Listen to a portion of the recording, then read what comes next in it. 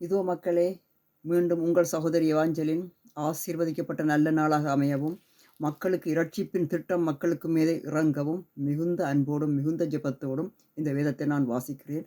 இதோ அழகாக கேளுங்கள். எல்லா தேசங்களின் மீதும், எல்லா நாடுகளின் மீதும் பாவத்தின் ஐயோ சத்தங்கள் இறங்கிக் கொண்டிருக்கிறது. இதற்கு அறிவுரையும் மீட்பு இரட்சிப்பு என்றால் என்ன, எப்படி மக்களை இரட்சிக்கலாம், எப்படி மக்கள் மீது இந்த திட்டத்தின் இரட்சிப்பு இறக்கலாம். இரட்சிப்பு என்றால் பாதுகாப்பு, இரட்சிப்பு என்றால் தெய்வீக வழிநடத்தல். இதை நான் உங்களுக்கு பக்குவமாக விளங்கப்படுத்த விரும்புகிறேன். சில வசனங்களை வாசிக்கிறேன், கேட்கவும். கோராயிசினே உனக்கு ஐயோ, அது ஒரு பட்டணம். கோராஸ் என்பது ஒரு பட்டணம், ஒரு தேசம். பெத்தாயிஷே உனக்கு ஐயோ, அதுவும் ஒரு தேசம். உங்களில் செய்யப்பட்ட பலத்த செய்கைகள் தீருவிலும் சீதோனிலும் செய்யப்பட்டிருந்ததானால் அப்பொழுதே இரட்டுடுத்தி சாம்பலில் உட்கார்ந்து மனம் திரும்பியிருப்பார்கள். எப்படி மனம் திரும்பியிருப்பார்கள்? அந்த பாவத்தை கண்டு தாங்களே பயந்து, இந்த தேசத்தில் இப்படி பாவகாரியம் இறங்கி இருக்கிறது என்று சொல்லி அந்த தேசம் என்ன செய்திருக்கும் என்றால், இப்போ நாங்கள் பாருங்க, எங்கட பிள்ளைகளை பாருங்க, பக்கத்து வீட்டு பிள்ளைய பார், அவனை இப்படி அந்த தாய் சொல்கிறத கேட்டு அவன் கீழ்ப்படிஞ்சு நடந்தபடியே தானே அவன் இன்றைக்கு நல்லா இருக்கிறான் என்று நாங்கள் சொல்கிறது இல்லையாங்கிற பிள்ளைகளை பார்த்து. அதே போல ஆண்டவர் எங்களுக்கு சொல்கிறார், அந்த தேசத்தை பேர், இந்த தேசத்தை பேர். இப்போ அவனாய் இருந்திருந்தால் இரட்டுடுத்தி, இரட்டென்றால் பட்டு பீதாம்பரம் இல்லாத சாக்கு போத்தி சாம்பல பூசி மண்டியிட்டு உபவாசம் பண்ணி பாவத்தை களைந்திடும் ஆண்டவனே என்று சொல்லி வந்திருப்பான். ஆனால் நீங்களும் வரவில்லை, நீங்களும் மனம் திரும்பவில்லை. அவனை பேர் அவன் மனம் திரும்பி இருந்தா இப்படி வந்திருப்பான், இவனை பேர் இவன் மனம் திரும்பி இப்படி வந்திருந்திருப்பான். அழகாக கவனியுங்கள். இதுக்கு மிஞ்சி எப்படித்தான் இவர்கள் தேவ தூதர்களும் ஆண்டவரும் எங்களோடு பேசுவது. வேதத்துக்கூடாக பேசுகிறார். நியாய தீர்ப்பு நாள் என்ற நாள் இருக்கு. அந்த நாளிலே உங்களுக்கு நேரிடுவதை பார்க்கிலும் தீருவுக்கும் சீதோனுக்கும் நேரிடுவது இலகுவாயிருக்கும். அவர்களும் அடி வாங்கினார்கள். ஆனால் உங்களுக்கு விழுகிற அடி அவைக்கு விழுந்த அடியிலும் பலமாக விழப்போகிறதே. முற்குறித்து எவ்வளவும் தெரிந்து கொண்டும் நீங்கள் இன்னும் மனம் திரும்பவில்லையே என்று கேட்கிறார். வான பரியந்தம் உயர்த்தப்பட்ட கப்பர்நகூமே, சில தேசம் கண்ணைக்கும் நான் பெரிய தேசம், நான் என்னை அசைக்க முடியாத ராட்சியம், என்னுடைய ராட்சியம். மண் கவிவிடும், தெரியுமா மக்களே? மண் கவிவிடும். அங்க உள்ள மக்கள் யாரை நம்பி அந்த பிள்ளைகளை பெறுகிறார்கள்? எந்த தேசத்தை? மண் கவ போற தேசத்தை நம்பியா? என்ன பாதுகாப்பு? எந்த திட்டம்? ஒரு திட்டத்தின் கீழும் இந்த மக்களுக்கு பாதுகாப்பு இல்லையே. கடவுள் இருக்கிறாரா? கடவுள் இருந்தால் ஏன் இப்படி இருக்கிறார்? ஏன் இப்படி மக்கள் அழிகிறார்கள்? கடவுள் சொல்வதை கேட்க வேணும், கடவுளை தேட வேண்டும். சேதாரம் பண்ணக்கூடாது, சிந்தனையை சேதாரம் பண்ணக்கூடாது. சிந்தனை மண்டலத்துக்குள் வேறொரு உபதேசம் உள்ளே வர அனுமதிக்க கூடாது. வழித்தோன்றல், அந்த வழித்தோன்றல் என்னுடைய மதம் தான், ஆதியிலே இருந்து வந்த மதம். அப்ப நீ அதிலிருந்து உடனடியாக மனம் திரும்ப வேண்டும். ஏனென்றால் அது அங்க இருந்து வருகிறது. அப்பா கர்மாவை அள்ளி கொண்டு வருது. அப்போ உன்னுடைய மதம் என்ன செய்யுது? கர்மா, தேசத்தை அழிக்கிற கர்மாவை அள்ளிக்கொண்டே வருகிறது. நீ என்ன செய்யணும்? மனம் திரும்ப வேண்டும். நீ பெருமை பாராடக்கூடாது. என்னுடைய மதம் தான், உங்களுடைய மதம் தான் அந்த தொங்கல்ல இருந்து வருது. அது தெரிஞ்ச விஷயம் தானே, அது எல்லாருக்கும் நல்லா தெரியும் தானே. எத்தனை மனித ரத்தங்களை விழுங்கிட்டு வருகிறது என்று சொல்லி இவ்வளவு சாத்தானிய பலத்தை கொண்டு கடவுள் என்ற பேரில் கண்ணுக்குள் மண்களை தூவி கொண்டு வருகிறது என்று. கடவுளுடைய சக்தி எவ்வளவு சுகமாக வராது. கடவுளுடைய சக்தி ஒரு மனிதன் மனம் திரும்புவதில் மட்டும் இருக்கிறதே தவிர எந்த மதத்திலுமோ எந்த பாரம்பரியத்திலோ எந்த ஜாதியிலோ இல்லை. அது அழிவின் சாமி, அழிவு சாமிகள். விழித்தெழுவோம், இன்றே விழித்தெழுவோம், இப்பவே விழித்தெழுவோம். தன் சிலுவையை எடுத்துக்கொண்டு என்னை பின்பற்றாதவன் எனக்கு பாத்திரன் அல்ல. மக்களை காப்பாற்ற போறீர்களா? சொந்த சிலுவையை எடுத்துக்கொண்டு என்ன வரும்? குடும்பத்தில் இருக்கிற எல்லாரும் விலத்தி வைப்பார்கள். விலத்தட்டும், கர்த்தருக்கு ஸ்தோத்திரம். மாயை, உடைந்து போன மாயை, ஏற்கனவே மாயை, அதுதான் மாயை. எங்களுக்கு ஒரு ஞானமும் அன்பும் ஆண்டவர்கிட்ட வருதுன்ற உடனே ஆண்டுட்டு எல்லாரும் விலத்தி விடுவார்கள். அப்ப கர்த்தருக்கு ஸ்தோத்திரம் சொல்லணும். அவமானப்படுத்துவார்கள். சின்ன சின்ன தவறுகளை எல்லாம் பெருசாக எடுத்து சிலுவையில் அடிக்க வருவார்கள். வரட்டும், கவலைப்படக்கூடாது, பயப்படக்கூடாது. அது கர்மா அல்ல, அது அவர்கள். அது அவர்களுக்குத்தான். அது அவர்களுக்குத்தான். அது அவர்கள் மனம் திரும்பும்படி கடமை எங்களுக்கு உண்டு. அவர்களுக்காக ஜெபம் பண்ண வேண்டும். அவர்களை நாங்கள் பதிலுக்கு திருப்பி தூசிக்க கூடாது. அவர்களை போற்றி விட வேண்டும், வாழ்த்தி விட வேண்டும். இது மனித பண்பு தானே.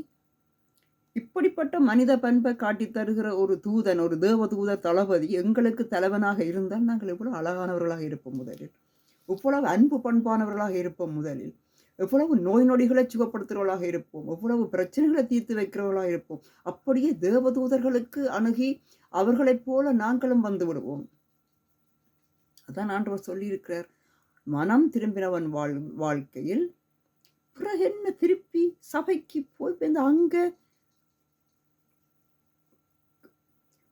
ஒரு பெண்ணோடு சேர்ந்து ஒரு ஆணோடு சேர்ந்து தேவனுடைய ஊழியத்தை செய்யலாம்.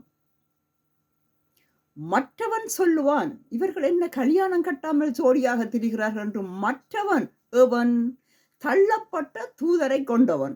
தள்ளப்பட்ட தூதன் சொல்வதை கேட்டு அவனுக்கு நீங்கள் மணி அடிப்பீர்களானால், அவனுக்கு ஏற்றபடி நீங்கள் இருப்பீர்களானால், அவனுக்கு ஏற்றபடி நீங்கள் சபையை தெரிவு செய்து அதில் ஒரு கல்யாணத்தை கட்டி அவன் கேட்பான், உனக்கு பிள்ளை இல்லையான்னு கேட்பான்.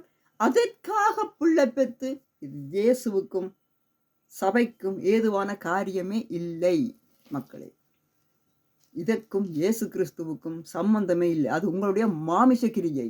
அந்த பிள்ளை பிறந்த என்ன செய்யணும்? அவன் பிறகு முதலில் இருந்து உலகத்தை அறிந்து நீங்கள் எந்த வழியால் வந்தீர்களோ அதே வழியால் அவனும் அடி வாங்கி எல்லாம் வெறுத்து மனம் திரும்ப வேண்டும். சில வேளை மனம் திரும்புவான், சில வேளை மனம் திரும்பாம போவான். அங்கே ஜபிக்கலாம், வேறொன்றும் செய்ய முடியாது. அது ஏசப்பா முற்கூட்டியே மத்தேயு 24ஆம் அதிகாரத்தில் சொல்லி முடித்து விட்டார். இப்பொழுது இது விழித்தெழும்புவதற்காகவும் கடைசி கால சாத்தானிய அரசாங்கம், வரப்போகிற சாத்தானிய அரசாங்கத்திற்கு பிள்ளைக்கறி சமைப்பதற்கு, பிள்ளைகள் பெற்று கொடுக்காமல் இருப்பதற்கும் எடுத்துக்கொள்ளப்பட்ட வேத வாசிப்பு. இப்ப புரியுதா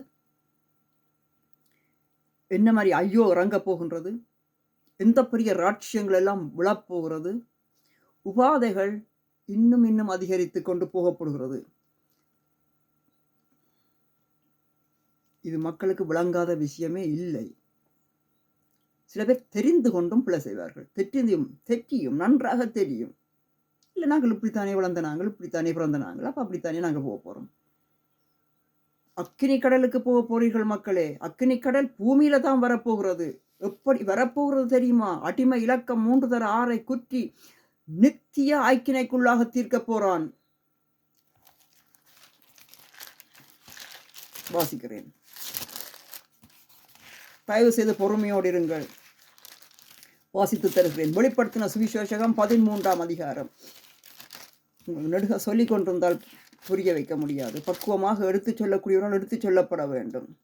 உலகமனத்தையும் மோசம் போக்குகிற பிசாசு என்றும் சாத்தான் என்றும் சொல்லப்பட்ட பழைய பாம்பாகிய வலு சர்ப்பம் தள்ளப்பட்டது. அது பூமியிலே உள்ள தள்ளப்பட்டது. அதனோடே கூட அதைச் சேர்ந்த தூதர்களும் தள்ளப்பட்டார்கள். அப்பொழுது வானத்தில் ஒரு பெரிய சத்தம் உண்டாகி இப்பொழுது இரட்சிப்பும் வல்லமையும் நமது தேவனுடைய ராட்சியமும் அவருடைய கிறிஸ்துவின் அதிகாரமும் உண்டாயிருக்கிறது. அதுவும் வந்துவிட்டது. சாத்தான்கள் தள்ளப்பட்டு பூமி மக்களை அழிக்க வந்த உடனே தேவதூதர் பரமபிதா பூமிக்கு இறங்கி வெளிச்சத்தை உருவாக்கி விட்டார். அந்த வெளிச்சத்தை வேண்டாம் என்று ஒதுக்கி அவரையும் அவருடைய பிள்ளைகளையும் சிலுவையில் அடித்து இந்த தள்ளப்பட்ட தூதர்கள் இன்னும் பொங்கி எழும்பும்படியான கிரியைகளை செய்த தேசம் அழியும் என்பதில் எந்த சந்தேகமும் இல்லை மக்களே. தம்முடைய சகோதரன் மேல் குற்றம் சுமத்தும் பொருட்டு அவர்கள் மேல் குற்றம் சாற்றவன் தாழ தள்ளுப்பட்டு போனான். இப்ப விளங்குதான் ஏன் கிறிஸ்தவ பிள்ளைகளை தேடி தேடி கொலை செய்கிறார்கள், ஏன் அவர்களை வஞ்சிக்கிறார்கள், ஏன் அவர்களை குடும்பத்திலேயே பெத்த பிள்ளை இரட்சிக்கப்பட்டு ஞானஸ்தானம் எடுத்தவுடன் பிள்ளையை விட்டு திரட்டி விடுகிறார்கள். ஏதோ என்னவோன்று நினைக்கிறார்கள். என்ன காரணம்? ஏன் என்ற பிள்ளை நல்லா இருக்க போகிறது, நல்ல தேவதூதன் பிள்ளைக்கு படிப்பிக்க போகிறார், நல்ல அறிவாளியாக வருவான் என்ன பிள்ளை என்ற எண்ணம் ஏன் அந்த தாய்க்கு வரவில்லை, ஏன் அந்த தகப்பனுக்கு வரவில்லை, ஏன் அந்த சகோதரனுக்கு வரவில்லை, ஏன் அந்த மக்களுக்கு வரவில்லை என்றால் அவர்கள் அழிவின் ஏன் இப்ப தேசம் அழிய போகுது என்று விளங்குதா? இந்த தேசம் அழிய போகுது. ஐயோ! ஆண்டவர் அழிப்பாரா எங்களை? ஆண்டவர் அழிக்க மாட்டார். ஆண்டவர் காப்பாத்த போறார். ஆனா தேசம் அழிய போகுது. இந்த மக்கள் எல்லாம் அழிய போறார். பிள்ளை குட்டிகள் எல்லாம் மண்ணோடு மண்ணாக கண்ணாலேயே பார்த்து கொண்டிருக்கிறோம். சொல்லுவது விழித்தெழும்போதற்காக, சொல்லுவது வெளியே வருவதற்காக.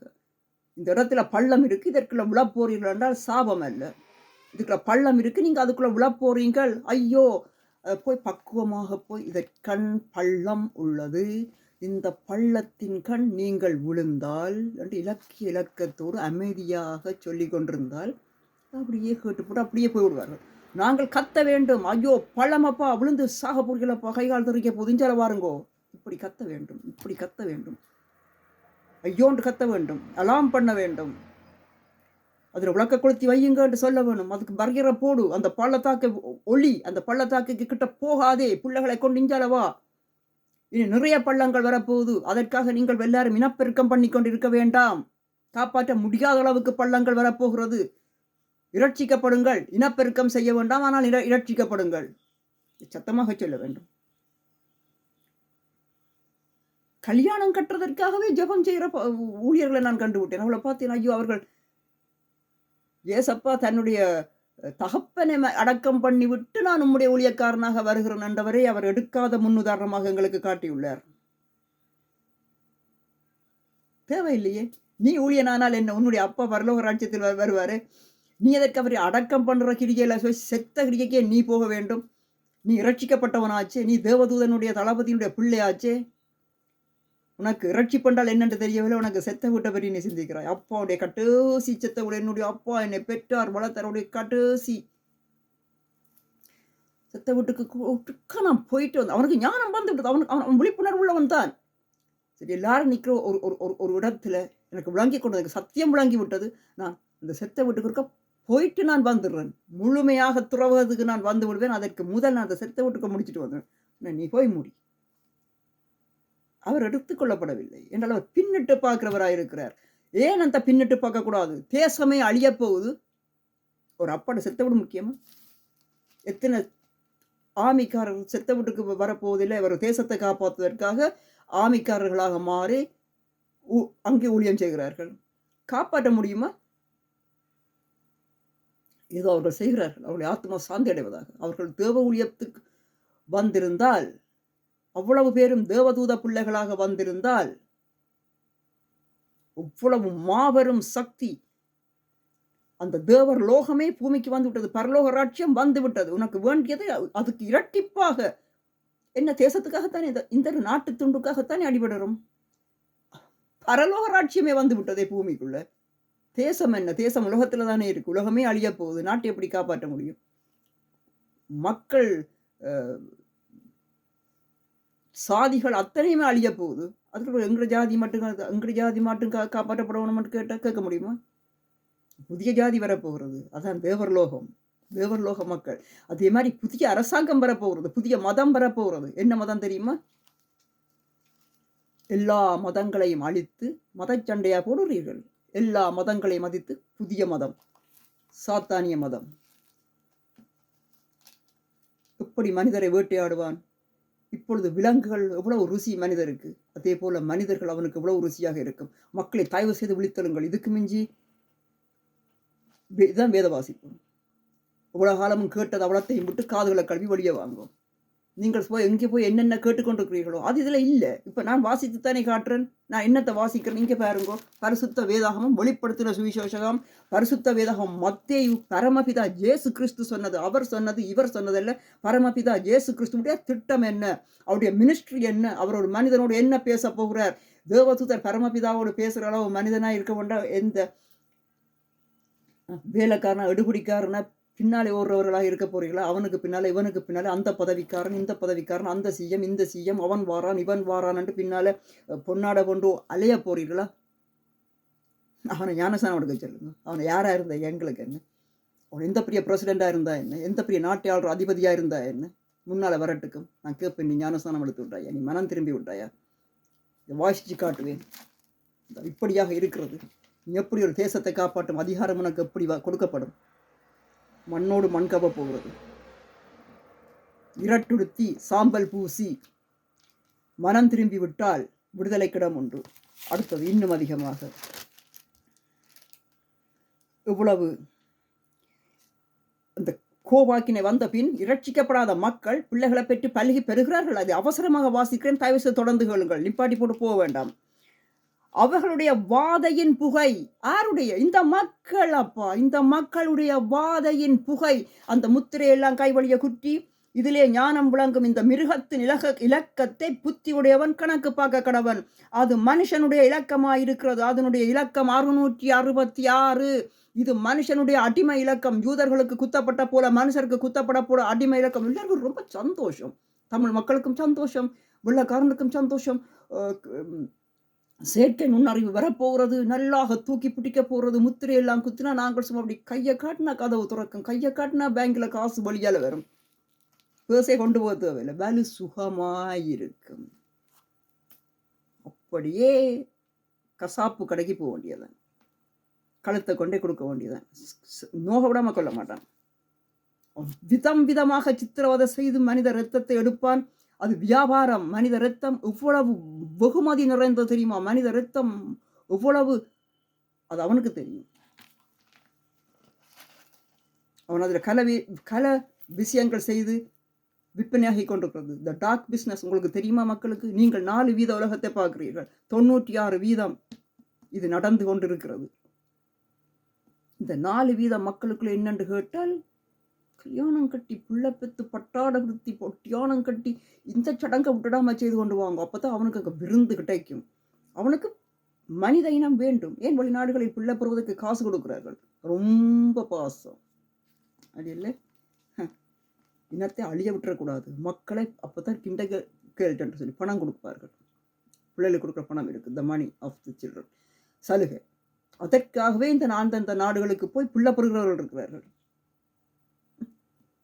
இவ்வளோ பயங்கரமான பொல்லாத மக்கள், தாய் தகப்பன் பொல்லாதவர்கள், அதுக்கு பிறக்கிற பிள்ளைகள் பாவங்கள்.